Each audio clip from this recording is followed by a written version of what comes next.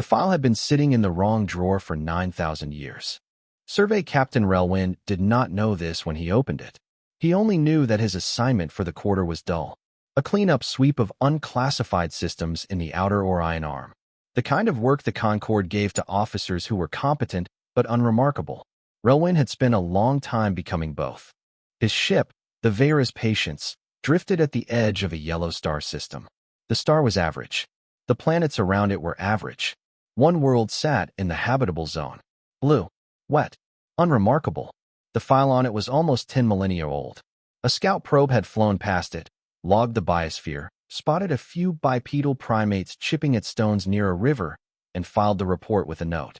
Observe again in one standard cycle. One cycle by Concord reckoning was about 200 years. No one had observed again. Not in 9,000. Relwyn read the old file twice, leaning back in his chair. His science officer, a pale-skinned analyst named Den, waited beside him with a data slate pressed to her chest. Anything worth logging? Relwyn asked.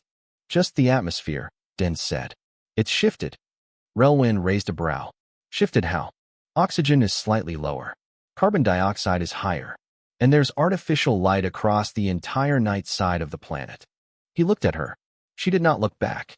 She was reading the scans again, as if hoping the numbers would change. Instrument error, Relwyn said. The instruments are new. Then atmospheric drift. A volcanic cycle. The light pattern isn't volcanic, sir. It's grid-shaped. Relwyn felt something cold press against the back of his neck. He did not like the feeling.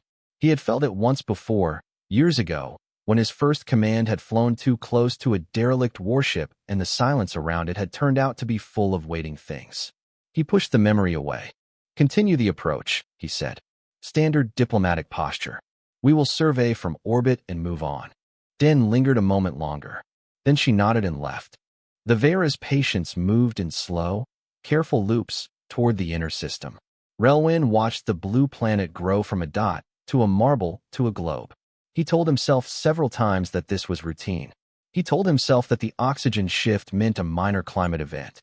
He told himself that grid-shaped lights could be, perhaps, a natural mineral phenomenon that the old scout had missed. He did not quite believe any of it. When the ship crossed the outer edge of the system, something on the bridge console chirped. A soft sound. Polite, almost. The communications officer looked down at his station and then up at Relwyn with his mouth slightly open. Sir, the officer said, we are being tracked. By what? I don't know yet. 42 different arrays. All from the surface. Relwyn sat very still. 42 surface-based tracking systems was not the signature of a Stone Age world. It was not the signature of any pre-contact world. It was the signature of a civilization that had been watching the sky for a long time and had decided, at some point, that the sky was a threat. Show me the planet again, Relwyn said. The screen pulled in close. Blue oceans. White clouds. Green continents stitched together by bright lines that resolved, at higher magnification, into roads, into cities, into the fine, deliberate geometry of a species that had learned to shape its own world. Den came back onto the bridge without being called. She stopped beside his chair and said nothing. She was good at saying nothing. How long? Relwyn said quietly. Since the last survey? 9,418 years, sir. And in those 9,000 years, he said, nobody came back. No, sir. Captain, the communications officer said. His voice had gone thin. We are receiving a transmission. From where? From the surface, sir. In what language? The officer swallowed. Concord Standard, sir. Relwyn turned his head slowly. The bridge had gone very quiet. Den's knuckles were white against her data slate. Even the hum of the engines seemed to have pulled back, as if embarrassed to be heard. Concord Standard, Relwyn repeated. Fluent, sir. Accent is unusual, but the grammar is perfect. Unidentified vessel at the edge of our system, the voice said. This is Communications Officer Daniel Hart, speaking on behalf of the government of Earth. We see you. We have seen you for some time. Please state your intentions. Relwyn stared at the speaker grill for a long moment. Then he stood up. Den, he said, get me the oldest file we have on this planet. The original Scout's field notes. Every word. Already pulling it, sir. And officer, he said to the man at communications, Tell Officer Hart that we received his message and will respond shortly. What should I say, sir? Relwyn looked at the blue planet on the screen. It did not look unremarkable anymore. Tell him, Relwyn said, that we are thinking. Daniel Hart sat in a small room in a city that the Concord had no record of. The room had no windows. It had a desk, a chair, a console, and a cup of water. Hart was a man of middle height, middle age, and middle build. He had gray at his temples and a scar under his jaw that he had never explained to anyone who asked. He spoke 7 human languages and 4 alien ones. He had been doing this job for 21 years. He had been waiting for this particular moment for all of them. On the console in front of him, a reply had finally arrived from the alien ship. It was 3 words. We are thinking. Hart read them twice. Then he smiled, just slightly, and picked up his cup of water. He did not drink. He just held it. Behind him, a door opened. A woman walked in. Her uniform was dark gray and bore no insignia that anyone outside Earth would have recognized. She stopped at his shoulder and read the console. They're stalling, she said. They're scared, Hart said. Good. Her name was Commander Elise Warren. She was older than Hart by a decade, and she carried her years like a blade carries its edge. She had fought in the water wars. She had buried her brother in the ice. She had seen the bottom of the Pacific, where a piece of something that was not from Earth had been pulled out of the mud 2,000 years ago, and she had read every word of what humanity had learned from it since. She did not like aliens. She had trained herself to be polite to them anyway. Tell them we invite their captain to land, she said. 1 shuttle. For crew. Diplomatic protocols. Full transparency. Hart glanced up at her. They won't come. They will. Why? Because they've already come this far. Curiosity is a weakness. We designed the response to exploit it. Hart nodded slowly. He set the water cup down. He began to type. Up in orbit, the Vera's patients received the invitation in silence. Relwyn read it 3 times. His crew watched him. He was aware of them watching. He kept his face still. This is a trap, said his tactical officer, a sharp-faced man named Keth. Possibly, Relwyn said. Almost certainly, sir. They have been listening to our transmissions. They know our language. They have tracking arrays. They have orbital infrastructure we did not detect from the outer system. They are not inviting us down to make friends. I know. Then why are we considering it? Relwyn turned in his chair. Because, he said, in 9,000 years, no Concord captain has ever been invited to land on a world we did not know existed. If I refuse, I return home with a report that will be filed and forgotten, just like the first one. If I go, I return home with answers. If you return home at all, sir. Den stepped forward. She had been quiet for a long time. Her face had gone an unusual shade of pale. Sir, she said, I've finished reading the original Scout's notes. From 9,000 years ago, the primates the Scout observed, the ones making stone tools. What about them? The Scout's final note says, and I quote, this species shows unusual environmental adaptability and a tendency toward cooperative violence. Recommend future observation to determine whether they survive their own planet. Relwyn was silent for a moment. That's all, he said. That's all, sir. No follow-up was ever scheduled. The file was misplaced between the 2nd and 3rd Surveyor Bureau reorganizations. When the bureaus merged, this system was tagged as already reviewed. By whom? By a clerk who didn't exist, sir.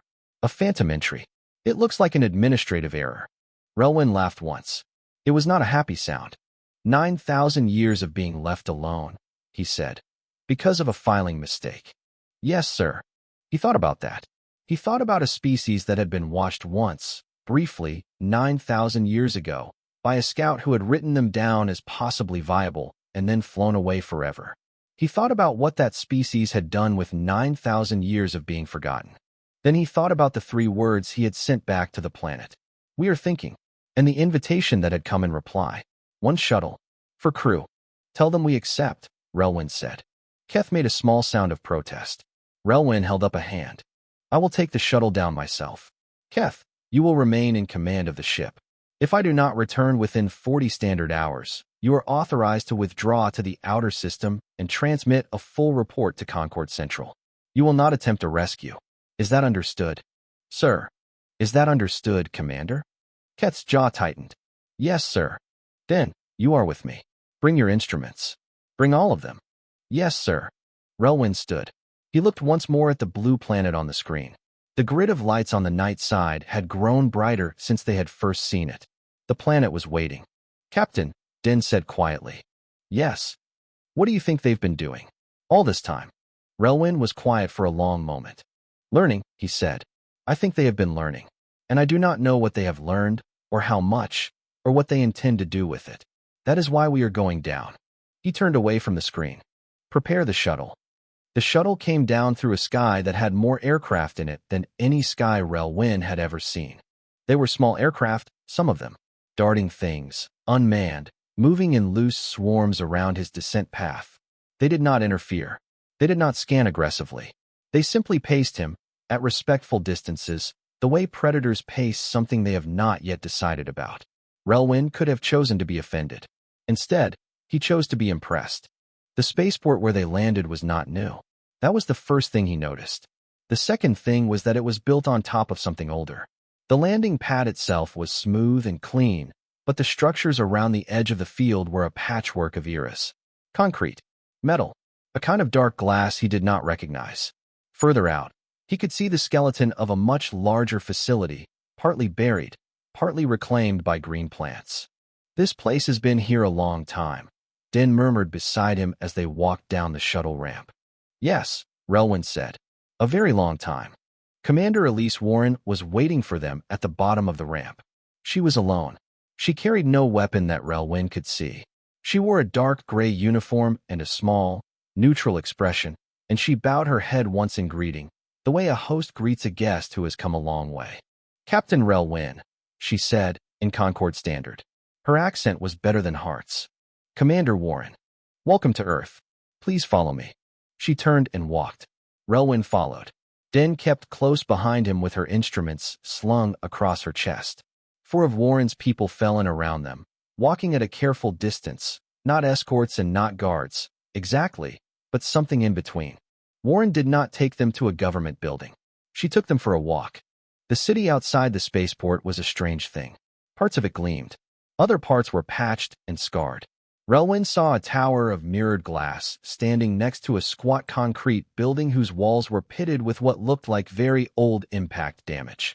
He saw trees growing through the windows of an abandoned apartment block that had been sealed behind a low wall.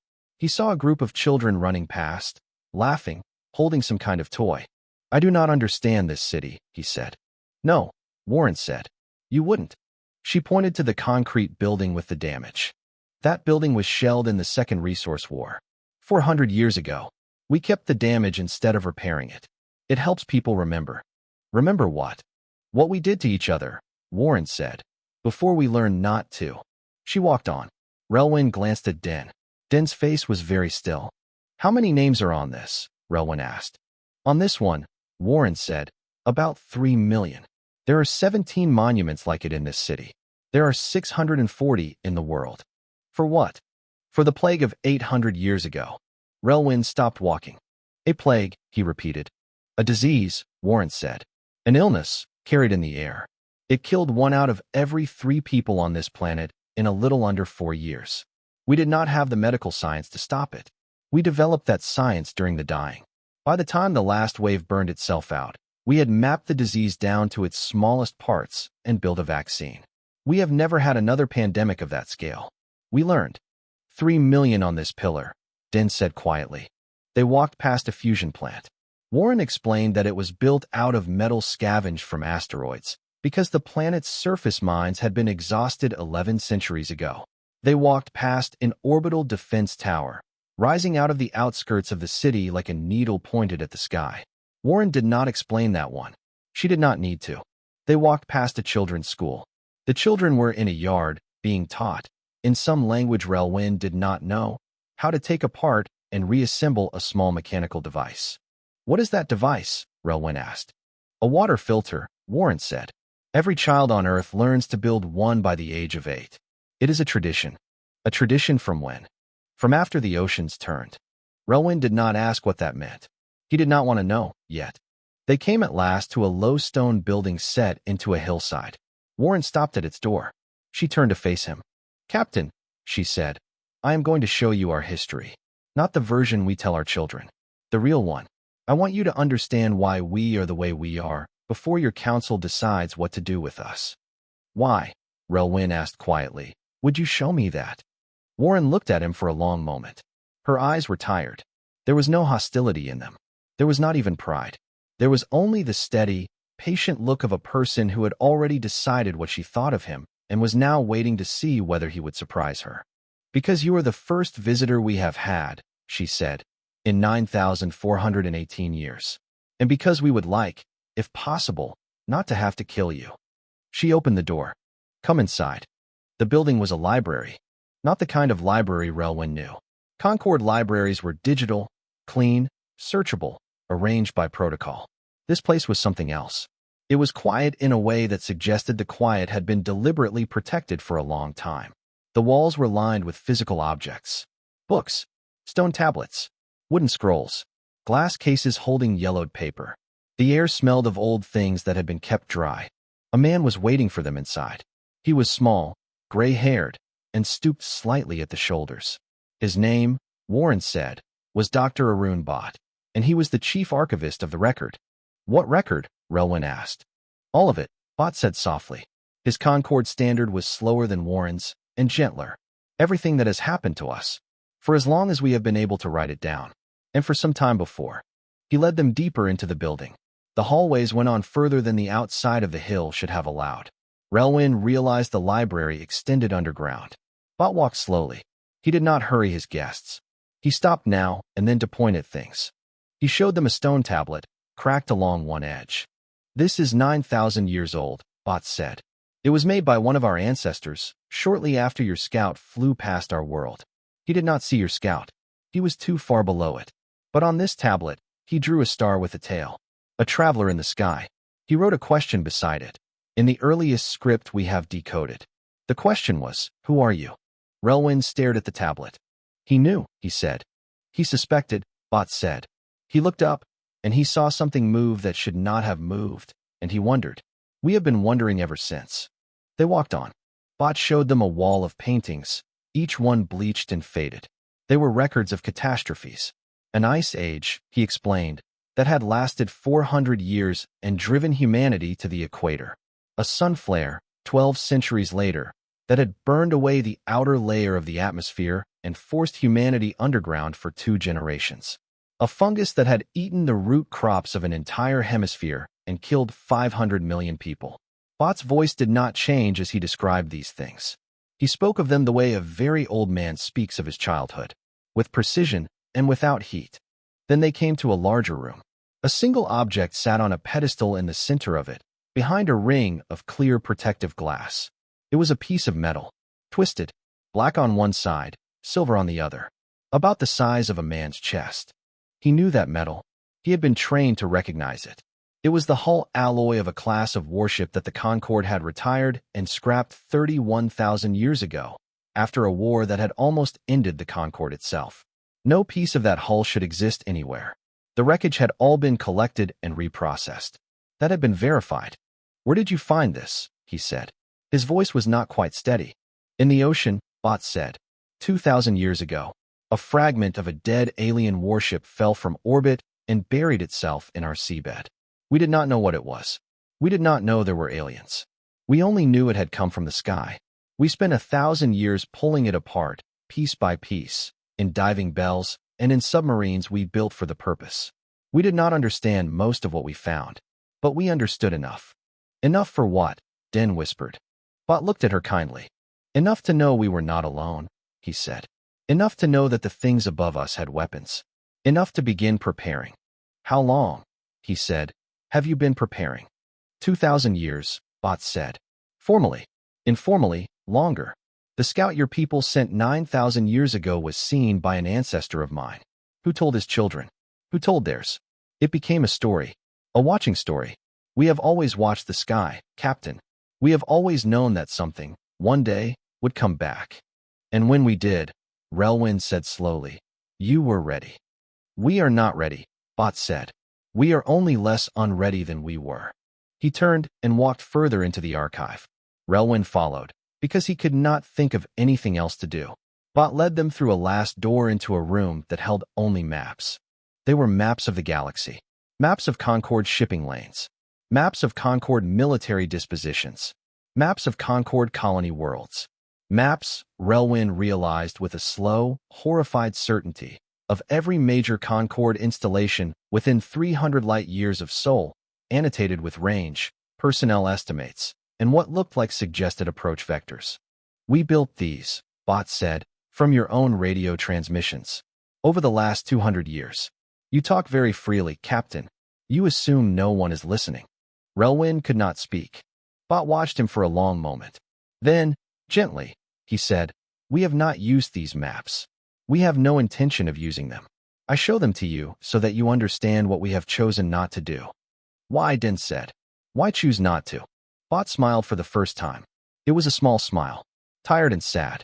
Because we know what it is like, he said, to be abandoned by people who did not even know they had abandoned us. We do not wish to become those people. He folded his hands. But we could, he said, if we had to. You should tell your council that. Speaker Yathen had not slept in 3 days. The emergency session of the Concord High Council had run continuously since Relwyn's report had arrived. It had been read out in the chamber. Then it had been read again. Then the maps had been projected, one after another, onto the great dome above the council floor, and the chamber had gone quiet in a way that Yathen had never heard before in his 40 years of service. Yathen was old. He was a tall, thin creature of a species that aged slowly and spoke slowly, and he had lived through 3 wars and 2 collapses and the difficult, patient rebuilding that followed each of them. He had thought, until this session began, that he had seen most of what the galaxy was capable of producing. He had been wrong. Now the chamber was arguing. It had been arguing for 2 days. Yathen sat in his high seat and watched the arguments happen and said nothing, because he had learned, a long time ago, that a speaker who spoke too early lost the chamber. The first faction wanted quarantine, a full blockade of the Sol system. No ships in, no ships out, no communication, until humanity could be properly studied from a safe distance. Their spokesperson was a compact, bright-scaled delegate from the Tethan Republic, who argued with the clean fury of someone who had never been personally afraid. The second faction wanted a first strike. Their argument was simple. Humanity had mapped Concord infrastructure.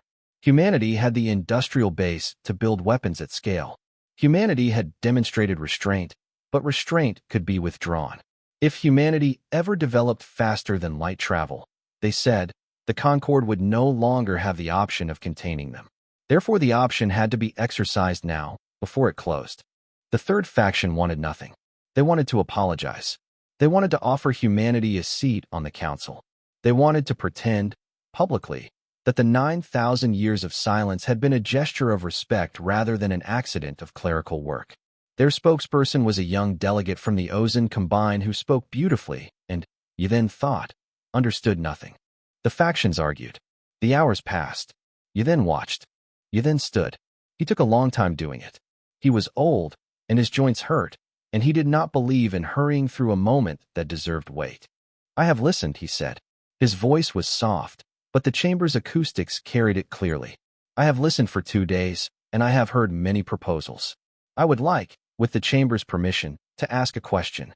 The chamber gave its permission. How? Yathen said.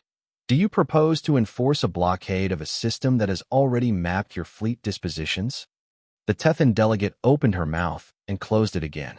How? Yathen said. Do you propose to execute a first strike on a planet that has had 2,000 years to prepare orbital defenses, when we have had less than 2 days to plan the attack? The second faction spokesperson shifted in his seat. The Concord, he said, has made many mistakes in its long history. We have lost worlds. We have started wars we should not have started. We have ended wars by methods we do not speak of.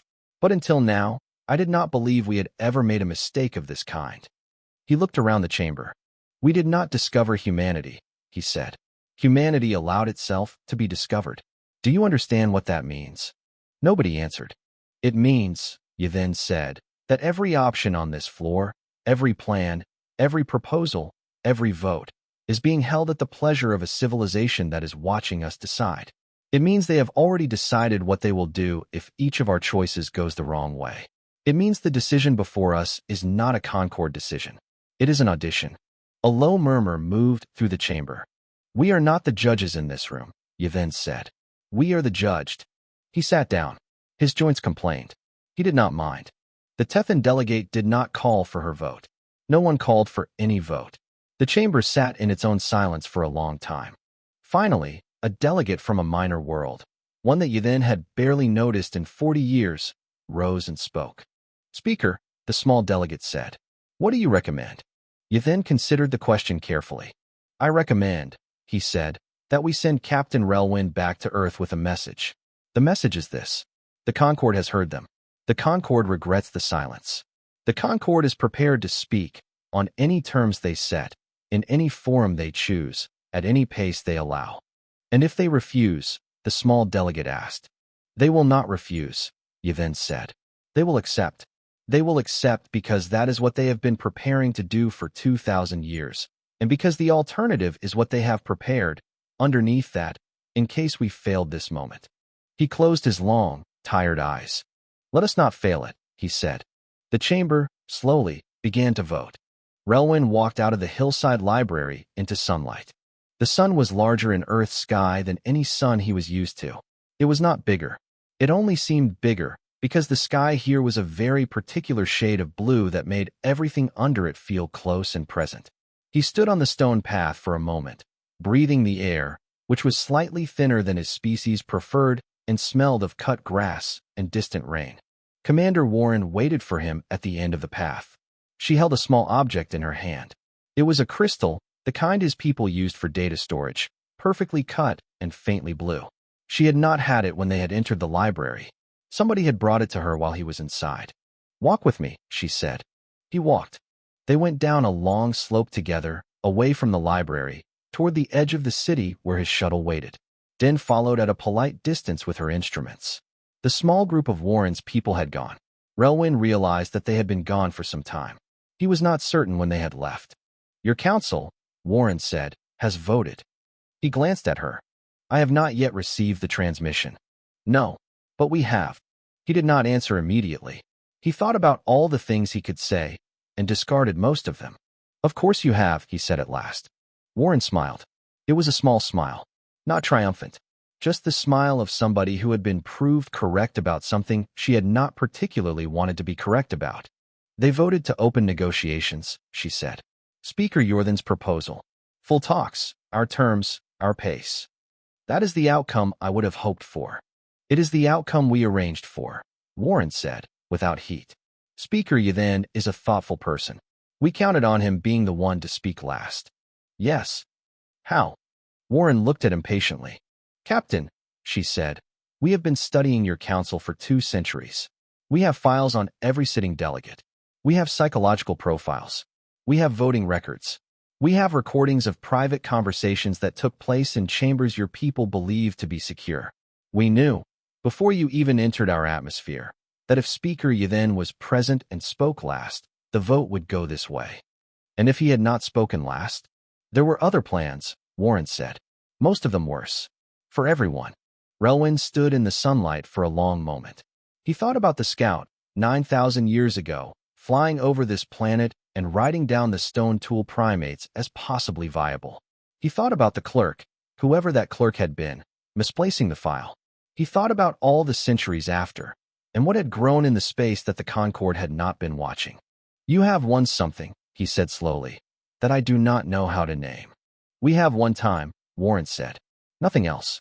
Time to speak, instead of being spoken to. Time to choose, instead of being chosen for. She held out the data crystal. This, she said, is for your council. It contains a complete map of every Concord vulnerability we have identified.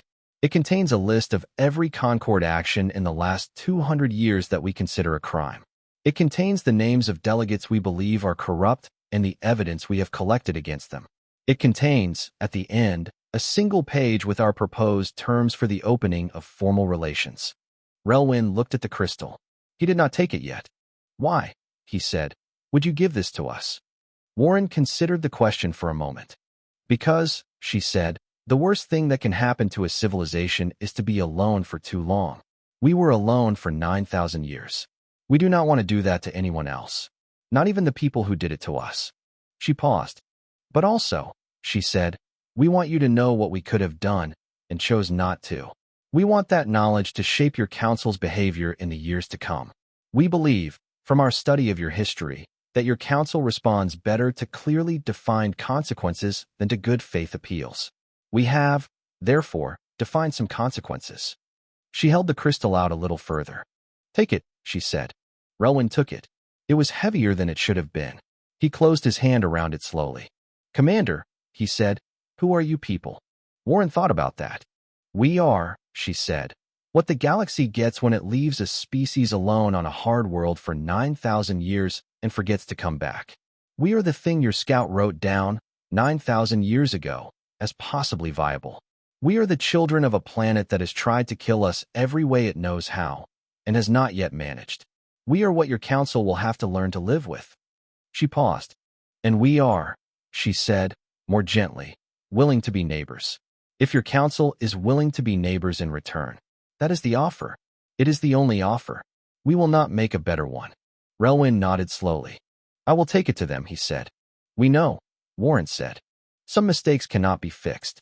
They can only be spoken to, very carefully, for as long as they let you.